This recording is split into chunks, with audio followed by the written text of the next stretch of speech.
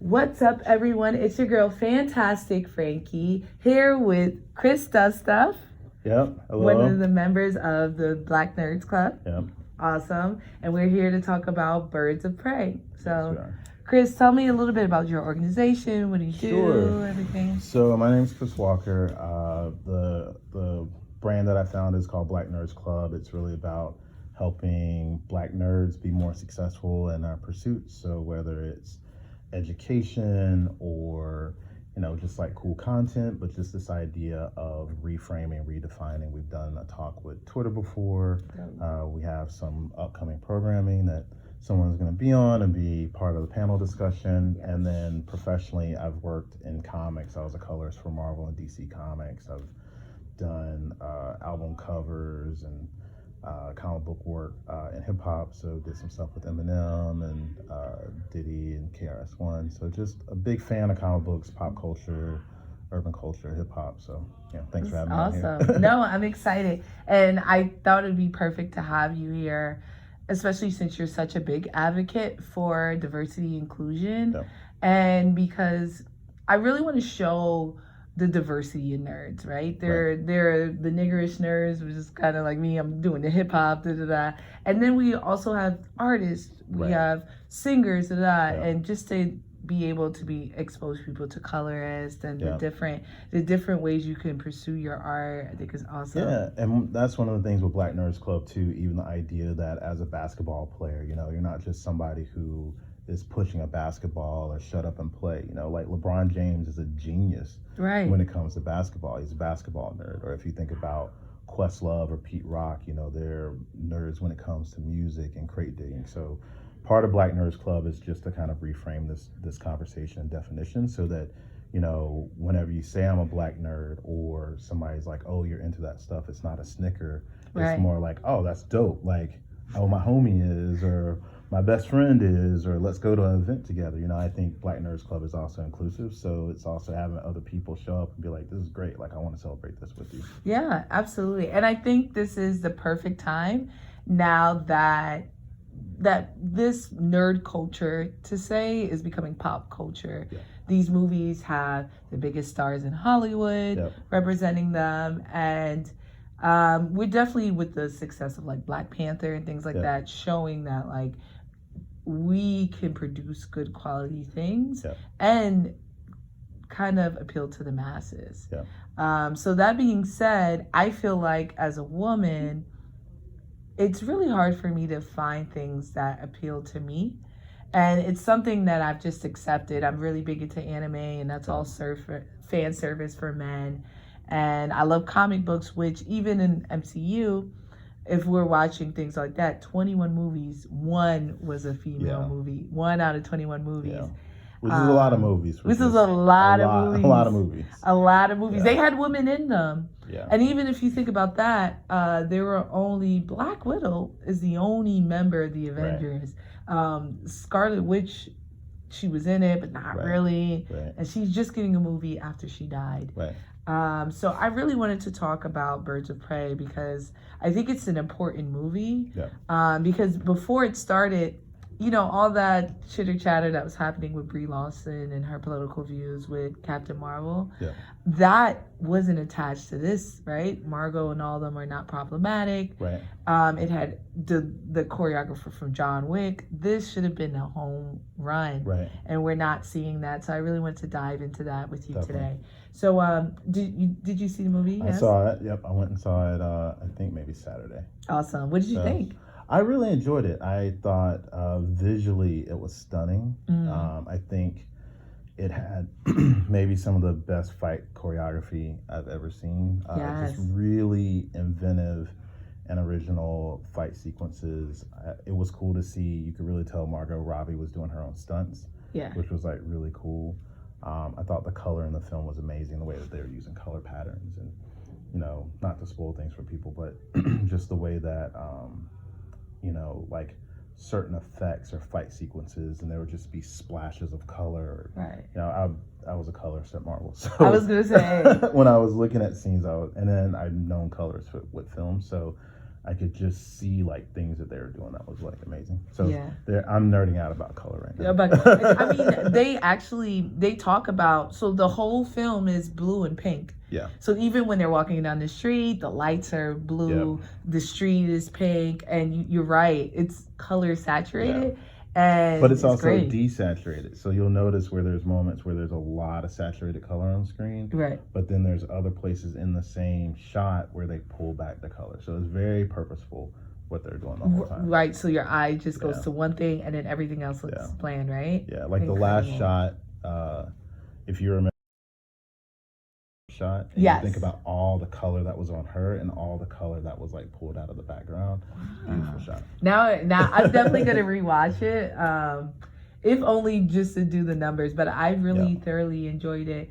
And you're right, I love the colors, and maybe as a girl it resonated with me differently because even like you were saying, it was creative. I'm watching someone fight people and beat them up with glitter and smoke and pink stuff, and it was amazing. It was like amazing. There were moments where it would happen. I was like, okay, they just did that. That was cool, right? And it was like, and it was intense, right? Like the action sequences were intense, right? Like when she's knocking somebody down with like a glitter shot.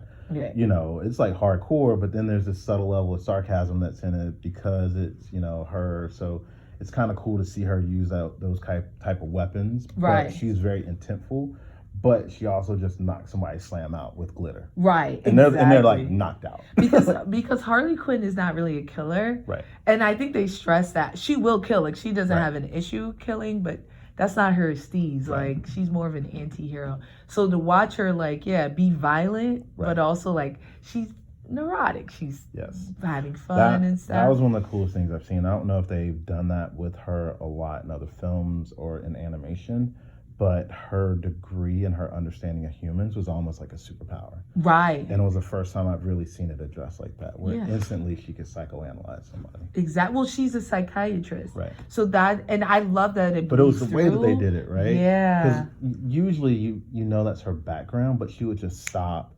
She would psychoanalyze you, which basically meant she knew your weaknesses. Yes. And then she would move forward. Exactly. So it was kind of cool. It was great. And I think she's a great character. And at first I was skeptical, like why. I thought they were scared to just do a Harley Quinn movie. Right. And then I thought about it and I realized she isn't quite a character that should be alone. Right. So well, I wasn't glad. Right. She needs a crew. So it made sense. I wish that they made it clear that she's not a Birds of Prey. It's like Harley Quinn and the Birds of Prey. Right. Which I think... Which comes through at the end, and that's what I was saying, like, you know, you can tell she as a character understands that. And I think she grows, right? She understands she needs people. Exactly. You know, she needs people to kind of balance out some of the things that have happened with her. How did you feel about the absence of the Joker? It didn't bother me. I think DC's done a good job of having this world where you live in the shadows of some of the tentpole characters. Right. So, and Marvel's done it too, I think with the Avengers, but DC really does it with like Arrow and some of the other shows. Like they're around, but this isn't their story. And I think, you know, Batman did that a lot with some of the Gotham comics. Right. Where it was like, no, this is set in the world of Gotham. Gotham has its own characters. It has its own heroes. It has its own villains, even outside of Batman. So I think they've done a good job of establishing that with their world. Absolutely. And I really love that it's a breakup story and he wasn't in it. So that made sense to me because I hate watching a movie and it's like, I broke up with such and such, I'm getting over him. And then they're interacting with them the entire stuff. So I'm like, how are you getting over this person if you're interacting, if it's still about that person? Right. So in this way, we got to focus on her. And it's funny because a lot of people were like, yeah, this is a feminist movie. I don't want to watch this feminist movie. And we'll get about like, why do you think it didn't do well? But I was watching it. I was like, this is just a movie with an all-female cast. It's not a feminist movie. They never once say, yeah, feminism, fuck men. They never say any of that. It's just a bunch of girls who are in trouble. And it's definitely pro-woman, but like, you know, in the way that Black Panther is pro-black, right? Exactly. They say things like colonizer and stuff, but they're not all like... Still one of the best lines. Yeah. Still one of the best lines. I love colonizer. Yeah. So it's actually because they never call They actually never call a man out of his name on Right. that. Versus like in Black Panther, they do call him colonizer. Killmonger's whole thing is that white people's been dominating us. But that still is not considered like an anti-white movie. But then this one is considered an anti-men movie. I hadn't heard that. So that's really? Yeah. Oh, it's rampant on Twitter. I'm not always like on the Twitters and reading all the to me it was just a movie about women and what was happening with them in their lives, whether it was Rosie Perez's character is Montoya, right? Right, yeah, Montoya, Renee. right? Yeah. Just going through what she was going through, right? Dealing with prejudice on her job, right? And somebody claiming her work. I think anybody understands that, right? Right. Like being a man, being a person of color, being a woman, right? Like, but it was also through her lens as a woman and as a woman of color. I thought those are really powerful scenes with her. But when I'm watching it, as a guy, I also enjoyed it, right? Like it's refreshing to see some of those perspectives and hear those perspectives. And there are moments when I'm watching, I'm like, oh yeah, that's kind of messed up, or oh yeah, I got the point that you were saying there. But for people to say it's feminist, can you have like a movie or a piece of literature that is from somebody else's perspective? Is that okay these days? Right. I don't know. I don't know. I'm not quite sure. It is, So why do you think, like you're saying such great things about the movie, why do you think it's underperforming? I'm not sure. I thought it was going to do better. I think maybe the tropes, are getting a little old with moviegoing audiences because Charlie's Angels didn't do as well as I think people had thought. So I think there might be kind of this trope of the bad girls movie that people are reacting to.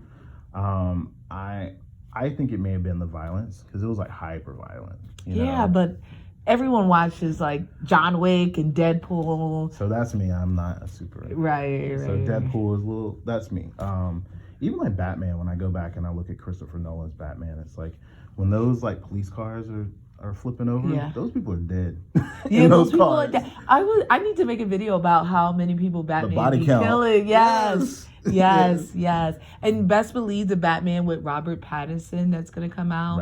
Right. I think they're pushing for an R rating, and I think it's going to be equally violent. So that's why I saw people use that excuse that it's an R-rated movie. But that's an interesting point that you brought up because Deadpool is very, very violent and did very well. And it was way more bloody.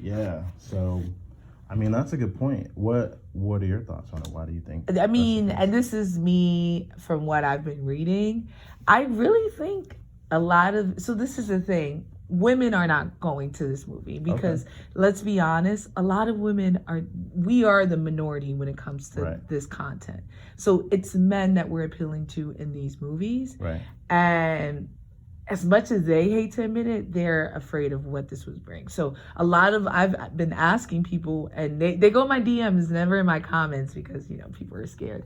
But they'll say, oh, I heard it was super feminist. I heard it was anti-male. I got, some people were like, I hated everything DC dropped last year, so I'm not watching anything this year. I was like, but you was talking about Shazam like it was the bee's knees. You was talking about... Was Shazam the bee's knees? I didn't really like it. People was going crazy over Shazam. And the Joker... It looked good. Yeah, it looked okay. You know what? Shazam's last half, I thought was incredible. But the first part of the movie, I didn't like.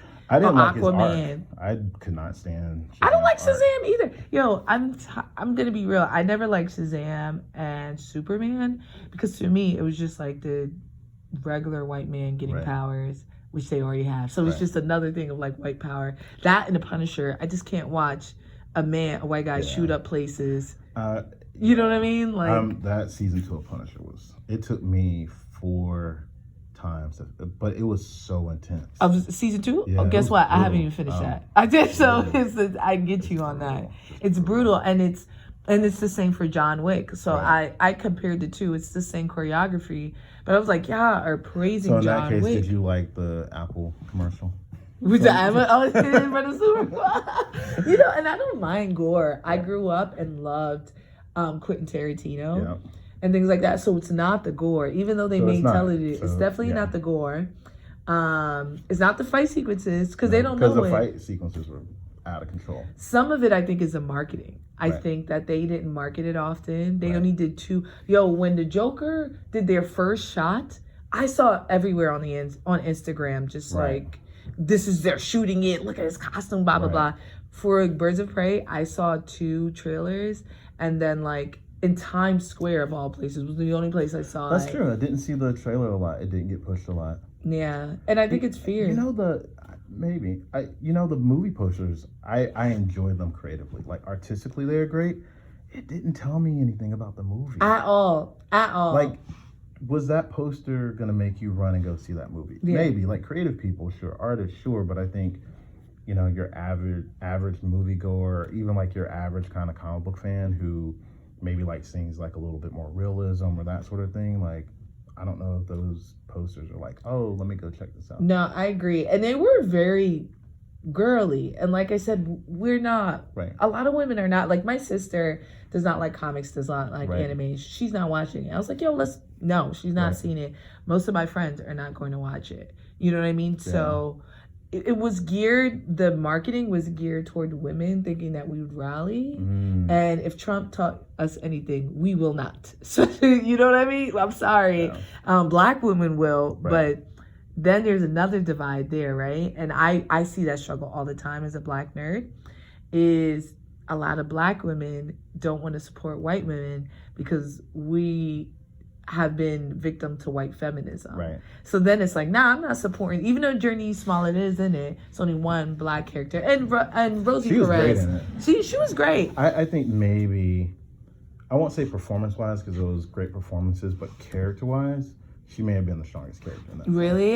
So, as far as character and arc and growth and from beginning to end. Yeah, I really liked her journey as a character because, Harley does change a bit. Emotionally, she grows, but it's not a huge arc. Exactly. I liked Renee actually the best, character-wise. Yes. I also that was a big turn for her. Yeah, it was. Yeah, that was dope. To hear someone speak in a Bronx accent on a major network television as a main superhero, a gay one, like just so many boxes she's checking off, incredible. But and also some people complained that a lot of the characters were very, very different. So like Cassandra Cain is mute for until she's like older, and then even then she only speaks when she needs to. She speaks the language of violence. Right. And in this movie, she's talking all the time, right? So what are your thoughts on just the separation from the source material to the movie? Yeah. I guess it's separation of church and state. Really. But, I like both, right? So sometimes it's great to see it really follow the source material, but then I like a take on things. And if you think about comics over the years, it's always a take on this kind of core central concept. So if you think about, Superman, like John Byrne's Superman is a lot different than, Frank Miller's Superman and Dark Knight. So it's always been in the comics. I think there's this kind of purism that happens across mediums, but I also like DC's strategy of having different directors do their take. And I think if DC, I've been saying this for years, if they do that more, right? Imagine 10 Batman films, but it's more auteur. So you got Nolan's Batman. I would love to see, if you think about it, you had Nolan, then you had, what's his name, the first director?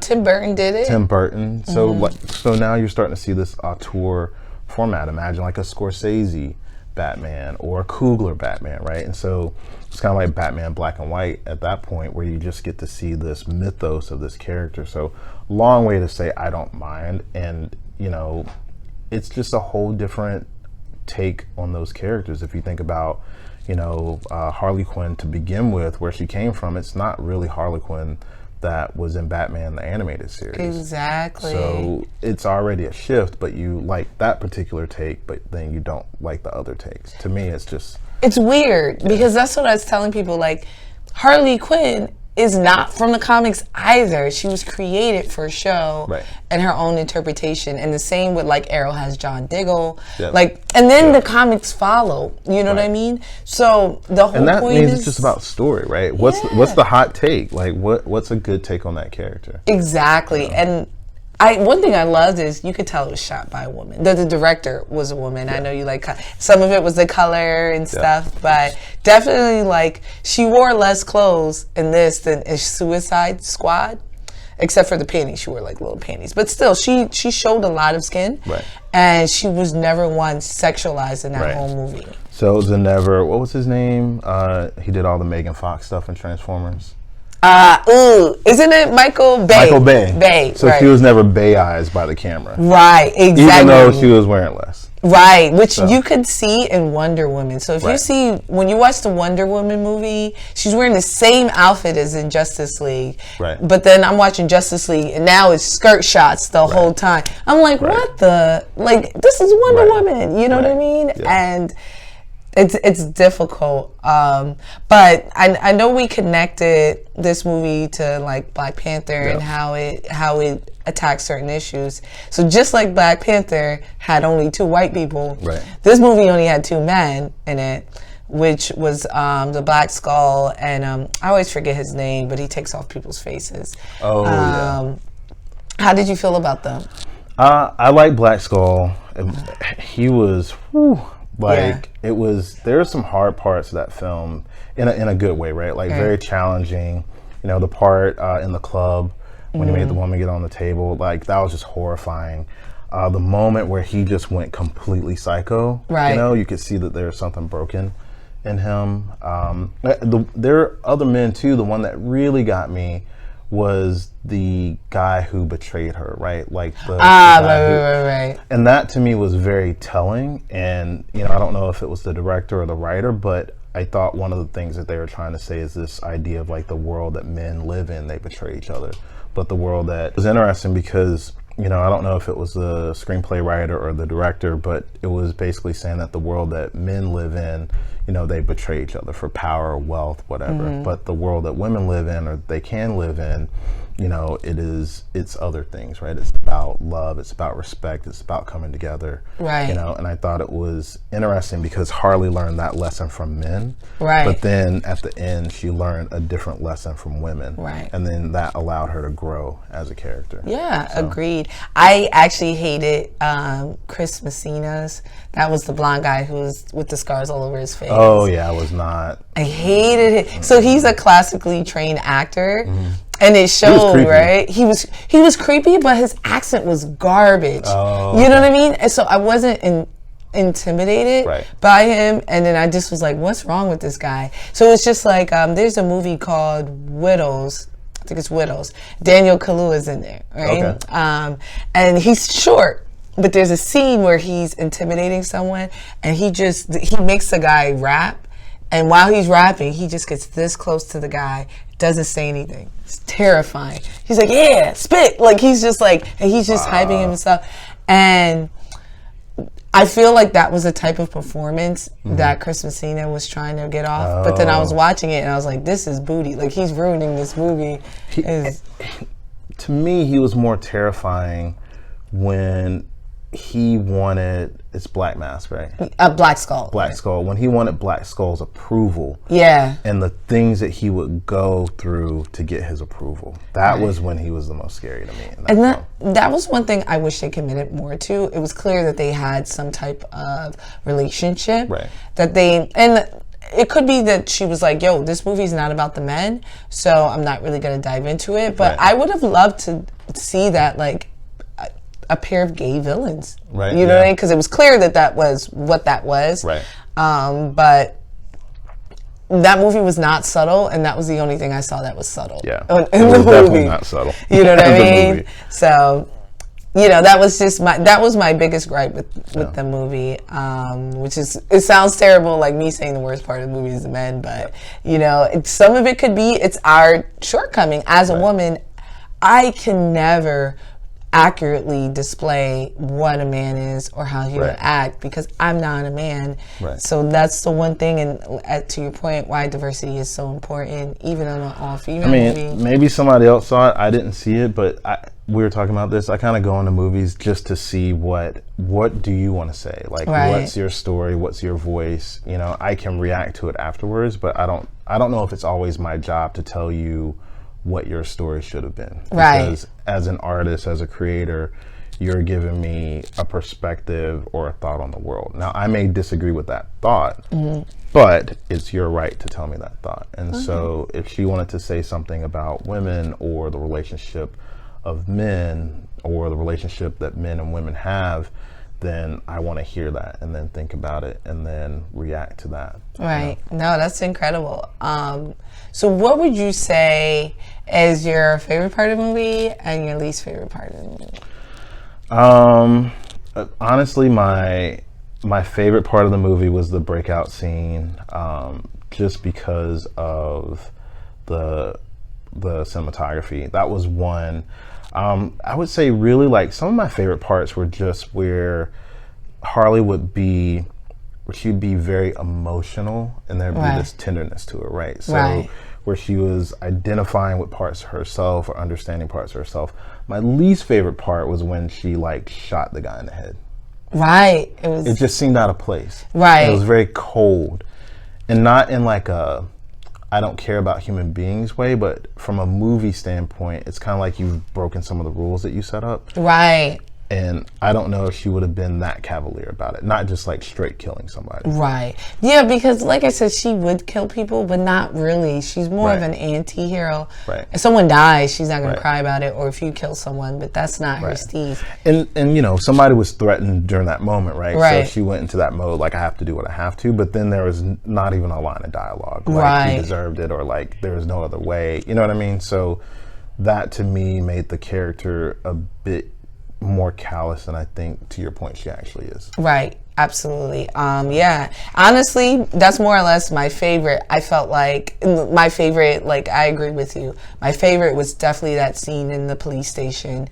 Just that whole fight scene, even up to her, them shooting up the coke and her sniffing it and then going in overdrive. I thought that was great. That scene, I literally was sitting there thinking, like, I've never seen anything like this. Never. And that, you know what's funny? You always see, like, Dragon Ball Z has, like, sensu beans or something. You always see this booster, but this is, like, it's so real. If you if you snorted a bunch of coke and then fought someone, you're going to be triple time, which I thought was great. And